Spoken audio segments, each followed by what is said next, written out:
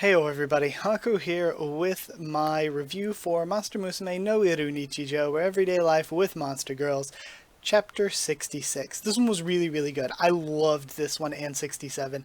I'm excited for 68, but I'm holding off on the prologue for now because apparently the prologue is just a couple pages, and the actual Chapter 68 should be out and translated soon-ish. So because of that, I'm just going to wait off and read the prologue and the actual chapter together instead of just doing a video on the prologue by itself. So either way, once I do 66 and 67, we will be doing a Monmusu tier list. And yeah, after that, Monmusu, who knows? I'll be doing new videos when new chapters come out, but I've got a bunch of other manga to get to as well that I'm sure a lot of you are still waiting on. But either way, let's talk about Monmusu 66. I really like this one. So we start off with the conflict being that the dating pool match rate makes no sense. They should have a lot more guys than girls and everybody's getting a match, so it just doesn't make sense. It also serves as an introduction to the filtration system, and because they just introduced that, it is obviously going to come into play later on. We get one of my favorite things, Oct's counseling. I like that we got an Oct appearance, we got some more of her. I like when side characters make appearances again and we get more development for them, even if it's just like a teeny little gag like it was here with Oct. It wasn't anything like actually serious, but it was nice to see her again. I like that. I like sort of building up this Monmusu universe of established characters, which is why I don't really like when we get like these random characters in the backgrounds. I'm like, oh, they have such a great design, but it's a shame we're never going to see them again. I like sort of building up these actual characters with personalities and everything.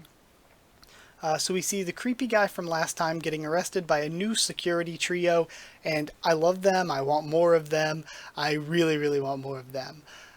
Again, setting them up as actual characters. There was a thing in the like volume releases where they sort of did the thing they do normally with the bikini spreads where it has information on all the characters, but there was one for the farm characters where they all got names, they all got like a little bit of explanation of who they were and stuff, and I really like that. So hopefully we can get something on these three, like you get names for them and stuff, or maybe get a side story with them like with the Bloodsucker group, just something like that.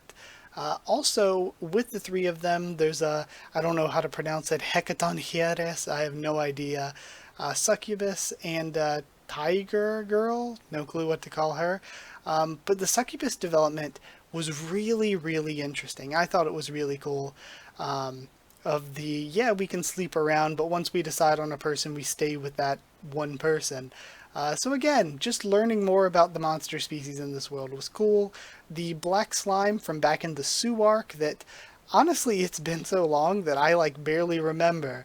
I'm gonna, before I do the tier list, speed read back through the entire series, because I barely remember that arc really. But the black slime returns, and we get some rare Yukio fanservice. It is really not often that we see Yukio fanservice like this, and I didn't really notice until reading the chapter. I was like, wow, that's not normal. Usually we don't see Yukio fanservice. Also, one of the funniest things, of course the black slime was there because of the president of the company and everything. One of my favorite things was when Kurus is just yelling at him, he's like, man, slimes sure are mysterious. I love it. It was so good. But it ends up all being resolved in the end, with the black slime staying there to train and to work at the onsen to get life experience before matching off with guests, and basically just providing a match for everyone. So this was good. I thought it had a great balance of the comedy with the fan service and a lot of really fun content. So yeah, I would give it 7.5 mixed DNA slimes, because the slimes were like of all different non-human shapes as well. 7.5 out of 10. I really enjoyed it, and for the new characters, the new like 6 over the past 2 chapters, I kind of ranked them a little at the end of my notes here for this video. So I put the Hecatoncheires, the like 6-armed girl, I think she had 6 arms, not 4. I put her at number 1. I really like her design. The Succubus at number 2, then the Taper from last chapter and 3rd, then the Squid Girl, who I also like, then the Tiger Girl. Again, I did like the Tiger Girl a lot, but just not as much as those other 4. And then at the bottom, the Land Harpy, because though I did like the land harpy, she was kind of just whatever. She was kind of just normal, you know. Like, looking at her, she is not as good as Poppy, not as good as Poppy's mom, and not as good as if you read 12 Beast.